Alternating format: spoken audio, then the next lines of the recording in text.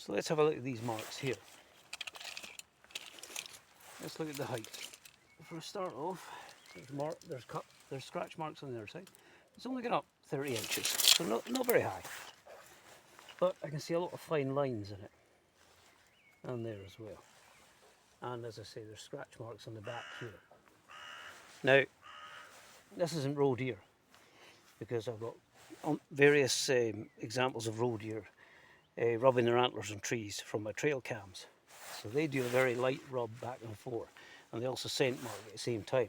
But they also scrape on the ground as they're doing that. So there's no scraping going on here.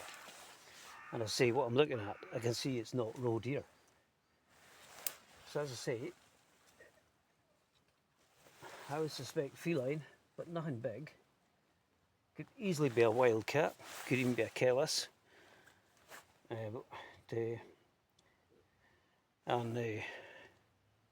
If we were to think outside the box, we'd even say, well, maybe it's a young large cat, young black leopard or something like that. But we don't know, because we weren't here to see it happen. But certainly, I'm going to attribute these to feline. And now I'm going to show you the close-up details so you can see what I'm on about. Let's look at this bit here first. So you can see all the fine lines there. Definitely been some scratching going on here. Let me get this thing sorted out. And there as well. And I will come up, oh yeah, nettles. We'll come over this side as well. And you can see scratching there. And just to finish off, we have scratching there. So you can see that there. There we are. Got the angle correct at last.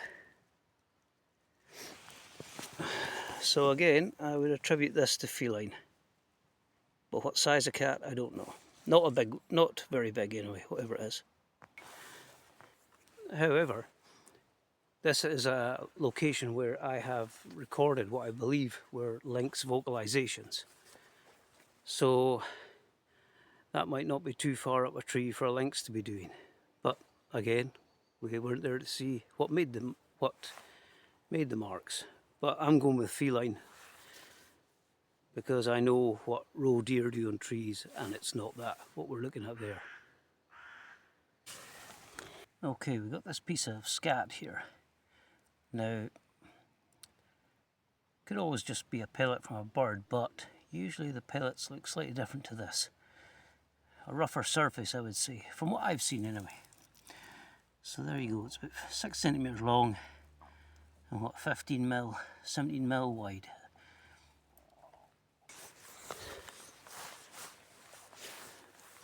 So that piece of scat is about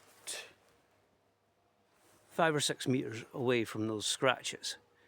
And why it's interesting to me is that on the research team chat group there was a bit of a talk on Lynx scat, and there were a few photographs put up. So seeing that, I thought I'd better record it, and I've sent a photograph off to the research team and see what everybody thinks. But I say it's just the one piece, so it could just be a pellet, but to me the surface looks different from a bird pellet, so I don't know. And I don't have gloves, so I'm not picking it apart to see what's in it.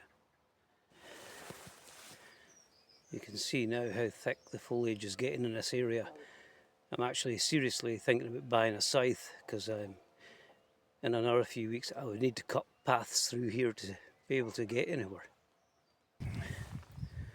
So I just checked on the chat group, nobody's responded yet to the picture of that scat. Maybe they're off googling it themselves. But I thought it was worth noting, just in case. And I must say the undergrowth here is a lot thicker than what I was initially encountering as I came through the area. Where I am now, it's up to 4 feet. So I think that scythe might be getting ordered. Midges are out. I think I'm going to move over to another spot where the vegetation is lower, because I'm not really happy being here with all this higher stuff around me. I'd rather be in a position where at least I get a decent chance of spotting anything that might move my way. And silence from the chat group as yet on that scat, but someone else I sent it to doesn't think it's a bird pellet either. So we'll just have to wait and see what other opinions can be garnered on that. Right, I think I'll move. Okay, I've just heard 3 barks from a deer. He'll probably be in the field beyond the forest, but a bark is a warning. So I'll hang around a little while longer and see if anything passes through. No guarantees, of course. And if nothing happens, then I'm going to move on to another location a few miles away. Okay, so nothing happened after those deer barks. I had a look around, but no sign of anything. So I've relocated just a couple of miles away, and I'm going to have a wee look round here now, and then I'll be going to one final spot after this. Right, I'll move on to one last location. So if nothing happens, that'll be it for this video.